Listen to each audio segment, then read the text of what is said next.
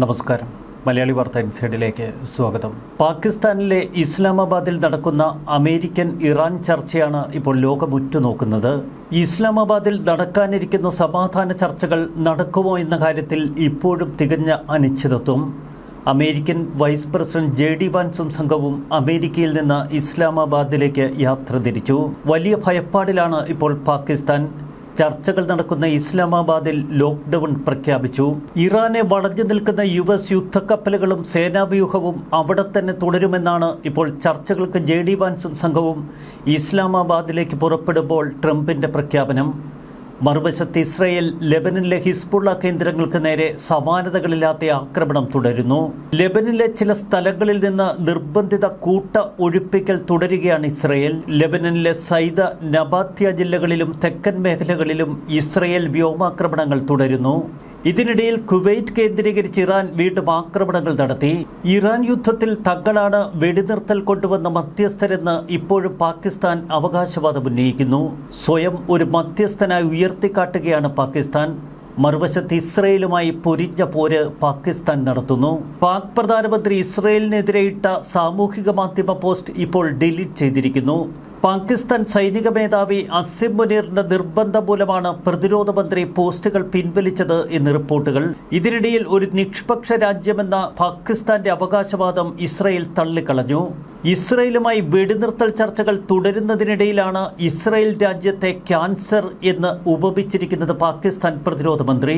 എണ്ണിപ്പറഞ്ഞ് നഷ്ടപരിഹാരം വാങ്ങുമെന്നാണ് മധ്യസ്ഥ ചർച്ചകൾക്ക് മുൻപ് ഇറാന്റെ പ്രതികരണം.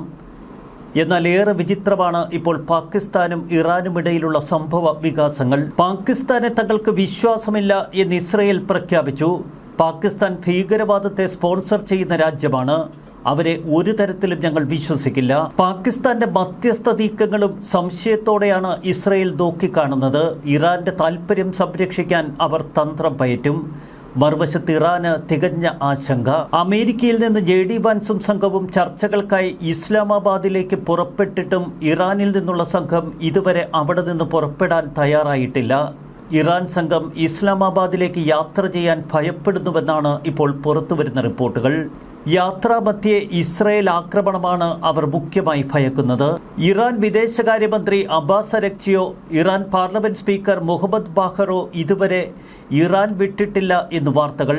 ഇരുവരും ടെഹ്റാനിൽ തന്നെ തുടരുന്നു. അവർക്ക് സുരക്ഷിതമായി യാത്ര ചെയ്യാൻ യുദ്ധവിമാനങ്ങൾ പാകിസ്ഥാൻ ഇറാനിലേക്ക് അയച്ചു എങ്കിലും പാകിസ്ഥാന്റെ വിമാനങ്ങളിൽ സഞ്ചരിക്കാൻ അവർ ഭയപ്പെടുന്നു. എന്നാൽ മറ്റൊരു ഇറാനിയൻ പ്രതിനിധി സംഘം വ്യാഴാഴ്ച വൈകിട്ട് ഇസ്ലാമാബാദിലെത്തി എന്ന് വാൾ സ്ട്രീറ്റ് ജേർണലിന്റെ റിപ്പോർട്ട്. ഈ റിപ്പോർട്ടിനെ പൂർണ്ണമായി ഇറാൻ തള്ളിക്കളഞ്ഞു. വ്യാജ വാർത്തയാണ് വാൾ സ്ട്രീറ്റ് ജേർണൽ പ്രസിദ്ധീകരിച്ചിരിക്കുന്നത് എന്ന് ഇറാൻ പറഞ്ഞു. 10 അംഗ ഇറാൻ പ്രതിനിധി സംഘം എത്തുമെന്ന് പാകിസ്ഥാനിലെ ഇറാൻ സ്ഥാനപതി റസാമീർ മുഖദം ആദ്യം സൂചിപ്പിച്ചിരുന്നു. പാകിസ്ഥാനും ഷഹബാസ് ഷെരീഫുമൊക്കെ ആകെ ആശങ്കയിലാണ്. ഇറാൻ പ്രതിനിധികൾ എത്തിയില്ല എങ്കിൽ അമേരിക്കയ്ക്ക് മുന്നിൽ തങ്ങൾ നാണം കെടും. ഇറാനിയൻ വിദേശകാര്യമന്ത്രിയോട് നല്ല വിശ്വാസത്തോടെ ആത്മാർത്ഥതയോടെ ചർച്ചകളിൽ ഏർപ്പെടാൻ സ്പാനിഷ് വിദേശകാര്യമന്ത്രിയുടെ ആഹ്വാനം. അമേരിക്കയും ഇസ്രയേലും തങ്ങൾക്കെതിരെ നടത്തിയ യുദ്ധത്തിൽ ഇതുവരെ 3000-ലധികം ആളുകൾ കൊല്ലപ്പെട്ടു എന്ന് ഇറാൻ പറഞ്ഞു. ആഴ്ചകൾ നീണ്ട യുദ്ധത്തിന് ശേഷം ഒരു ശാശ്വത വെടിനിർത്തൽ ലക്ഷ്യം കണ്ടാണ് ഇപ്പോൾ സമാധാന ചർച്ചകൾക്ക് പാകിസ്ഥാനിൽ വേദിയൊരുങ്ങുന്നത്. അമേരിക്കയും ഇറാനും തമ്മിലുള്ള ഉന്നതതല ചർച്ചകൾക്ക് മുന്നോടിയായി പാകിസ്ഥാൻ തലസ്ഥാനം അസാധാരണമാം വിധം നിശബ്ദമായിരിക്കുന്നു. മുമ്പൊരിക്കൽ ടെഹ്റാനിൽ വെച്ച് ഇസ്മയിൽ ഹനിയ ഒരു ഗസ്റ്റ് ഹൗസിൽ താമസിച്ചിരിക്കെ ബോംബാക്രമണത്തിൽ കൊല്ലപ്പെട്ടിരുന്നു. സമാനമായ രീതിയിൽ ഇറാൻ സംഘത്തെ ഇസ്രയേൽ വധിക്കാൻ ശ്രമിക്കുമോ എന്ന ഭയം പാകിസ്ഥാനുണ്ട്. പ്രധാന വീഥികളിലൊക്കെ ചെക്ക് പോസ്റ്റുകൾ സ്ഥാപിച്ചിരിക്കുന്നു. 2 ദിവസത്തെ പൊതു അവധി. വീടുകളിൽ തന്നെ ആളുകൾ തുടരണമെന്ന കർശന ഉത്തരവാണ് പാകിസ്ഥാൻ അധികൃതർ പുറപ്പെടുവിച്ചിരിക്കുന്നത്. ലോക്ക്ഡൌൺ പ്രഖ്യാപിച്ചു. ഇസ്ലാമാബാദിൽ ഉടനീളം കൂടുതൽ സൈനികരെയും പോലീസിനെയും വിന്യസിച്ച് സുരക്ഷ വർദ്ധിപ്പിച്ചു. ഇറാൻ പ്രതിനിധി ഇസ്ലാമാബാദ് പരിശോധിച്ചതിന് ശേഷമാണ് ഇറാനിൽ നിന്നുള്ള സംഘം പുറപ്പെടുന്നത് എന്ന ആദ്യ സൂചനകൾ ഇറാനിൽ നിന്ന് വരുന്നു. എന്നാൽ യാത്രയും ഇസ്ലാമാബാദിലെ താമസവുമൊക്കെ ഇറാൻ സംഘം ഭയപ്പെടുന്നു. ലോകത്തിന്റെ കണ്ണുകൾ ഇപ്പോൾ ഇസ്ലാമാബാദിലേക്ക്. 2 ആഴ്ച വെടിനിർത്തൽ പ്രഖ്യാപിച്ചിട്ടും മിഡിൽ ഈസ്റ്റിൽ ഇപ്പോഴും സംഘർഷം നിലനിൽക്കുന്നു. അമേരിക്കയെയും ഇസ്രായേലിനെയും വെല്ലുവിളിക്കുകയാണ് ഒരു വശത്ത് ഇറാൻ ഭരണകൂടം. ഇറാനിയൻ പ്രതിനിധി സംഘത്തിന്റെ വിമാനങ്ങളെ ഏതെങ്കിലും തലത്തിലുള്ള ഇസ്രായേൽ ആക്രമണങ്ങളിൽ നിന്ന് രക്ഷിച്ചെടുക്കാൻ പാകിസ്ഥാൻ നെട്ടോട്ടമോടുകയാണ്. പാകിസ്ഥാൻ വ്യോമസേനയുടെ ഏറ്റവും വലിയ നീക്കമാണ് ഇപ്പോൾ പശ്ചിമേഷ്യ കാണുന്നത്. ഇസ്ലാമാബാദിൽ നിന്ന് യുദ്ധവിമാനങ്ങൾ പറന്നുപോയി. C-130 ഗതാഗത വിമാനങ്ങൾ, ടാങ്കറുകൾ, AWACS എന്നിവ മിഡിൽ ഈസ്റ്റിലേക്ക് നീങ്ങുന്നു. ഇരുമ്പ് അകമ്പടിയാണ് ഇറാന് നൽകുന്നത് എന്ന് പാകിസ്ഥാൻ പറയുന്നു. തങ്ങൾ ഇറാൻ യാത്രാ വിമാനത്തിന് നൽകുന്ന വ്യോമകവചം അതിശക്തമാണ്. ഏറ്റവും നിർണായകമായ നയതന്ത്ര യോഗത്തിന് ആതിഥേയത്വം വഹിക്കേണ്ടതുണ്ട് ഇറാൻ പ്രതിനിധികൾക്ക്. അതുകൊണ്ട് തന്നെ പാകിസ്ഥാൻ നേരിടുന്നത് സമാനതകളില്ലാത്ത വലിയ സമ്മർദ്ദം.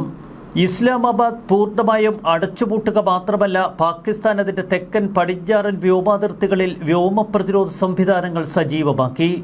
എല്ലാ വിദേശാതിഥികൾക്കും ഏറ്റവും സുരക്ഷിതമായ താമസ സാഹചര്യങ്ങൾ ഒരുക്കുമെന്നാണ് പാകിസ്ഥാന്റെ പ്രഖ്യാപനം. ചർച്ചകൾ യാഥാർത്ഥ്യമായാൽ 1979 ഇസ്ലാമിക വിപ്ലവത്തിന് ശേഷം ഈ എതിരാളികൾ തമ്മിൽ നടക്കുന്ന ഏറ്റവും ഉയർന്ന തലത്തിലുള്ള മുഖാമുഖ കൂടിക്കാഴ്ച.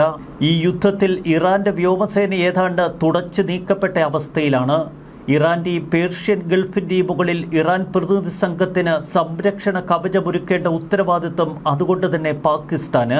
തങ്ങളുടെ വിമാനങ്ങളുടെ വലിയ ശേഖരമാണ് മേഖലയിലേക്ക് പാകിസ്ഥാൻ അയച്ചിരിക്കുന്നത്. സമാധാന ചർച്ചകൾക്കിടയിൽ എന്തെങ്കിലും അട്ടിമറിയുണ്ടായാൽ അത് പാകിസ്ഥാന് വലിയ ക്ഷീണമാകും. പാകിസ്ഥാനും ഇസ്രയേലും തമ്മിൽ ഇപ്പോഴും രൂക്ഷമായ വാഗ്വാദങ്ങൾ തുടരുന്നു. പരസ്പര വെല്ലുവിളിയും. പാകിസ്ഥാനെ വിശ്വസിക്കുന്നില്ല എന്ന് ഇസ്രയേൽ പ്രഖ്യാപിച്ചു. പാകിസ്ഥാൻ പ്രതിരോധ മന്ത്രി ഇസ്രയേലിനെ വിശേഷിപ്പിച്ചത് തിന്മ എന്ന് പറഞ്ഞുകൊണ്ട്. മനുഷ്യത്വത്തിനെതിരെയുള്ള ശാപമെന്നാണ് ഇസ്രയേലിനെ പാക് പ്രതിരോധ മന്ത്രി വിശേഷിപ്പിച്ചത്. മിഡിൽ ഈസ്റ്റിലുടനീളം പാകിസ്ഥാൻ ഇപ്പോൾ തങ്ങളുടെ വ്യോമസേനയെ വിന്യസിച്ചു. ഇറാനിയൻ തുറമുഖ നഗരമായ ബന്ദർ അബ്ബാസിന് സമീപം പാകിസ്ഥാൻ യുദ്ധവിമാനങ്ങളായ JF-17 തണ്ടർ, F-16 എന്നിവ ഫ്ലൈറ്റ് ട്രാക്കിംഗ് ഡേറ്റയിൽ കാണാം. ഇറാനിയൻ പ്രതിനിധി സംഘത്തെ വഹിക്കുന്ന വിമാനം ഇസ്ലാമാബാദിലേക്കുള്ള യാത്ര ആരംഭിക്കുമ്പോൾ ഈ ജെറ്റുകൾ അകമ്പടി സേവിക്കും. ഇസ്ലാമാബാദിലേക്ക് ഇറാൻ സംഘം എത്താൻ 3 മണിക്കൂറുകൾ വേണം. ഏതെങ്കിലും അടിയന്തര സാഹചര്യമുണ്ടായാൽ യുദ്ധവിമാനങ്ങൾക്ക് വായുവിൽ കൂടുതൽ നേരം നിൽക്കേണ്ടതുണ്ട്. അതുകൊണ്ട് തന്നെ ഇന്ധനം നിറയ്ക്കുന്ന ടാങ്കറുകളും പാകിസ്ഥാൻ മേഖലയിലേക്ക് അയച്ചു. ആകാശത്തിലെ കണ്ണുകളെന്നറിയപ്പെടുന്ന airborne warning and control systems Pakistan മുതൽ പേർഷ്യൻ ഗൾഫ് വരെയുള്ള വ്യോമാതിർത്തിയിൽ തുടർച്ചയായ നിരീക്ഷണങ്ങൾ തുടരുന്നു. ഇറാനിയൻ വ്യോമാതിർത്തിയിൽ മാത്രമല്ല പാകിസ്ഥാന്റെ സുരക്ഷ. UAE, സൗദി അറേബ്യ എന്നീ രാജ്യങ്ങളുടെ വ്യോമാതിർത്തിയിലും പാക് സുരക്ഷ ഇറാൻ യാത്രാവിമാനത്തിന് നൽകുന്നു. അഭൂതപൂർവമായ സൈനിക വിന്യാസത്തിനാണ് ഇപ്പോൾ പാകിസ്ഥാൻ ശ്രമിക്കുന്നത്. ഇസ്രയേൽ പേടിയിൽ പാകിസ്ഥാൻ ചെയ്തു കൂട്ടുന്നത് കണ്ട് ലോകം പൊട്ടിച്ചിരിക്കുന്നു.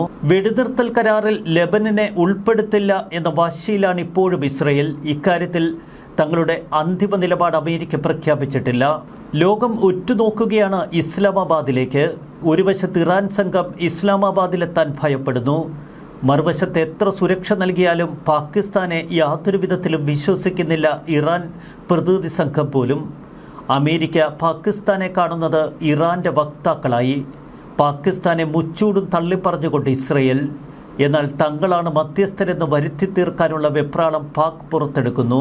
വിചിത്രമാണ് ഇപ്പോഴത്തെ ഈ സംഭവ വികാസങ്ങൾ. ന്യൂസ് ഡെസ്ക് മലയാളി വാർത്ത.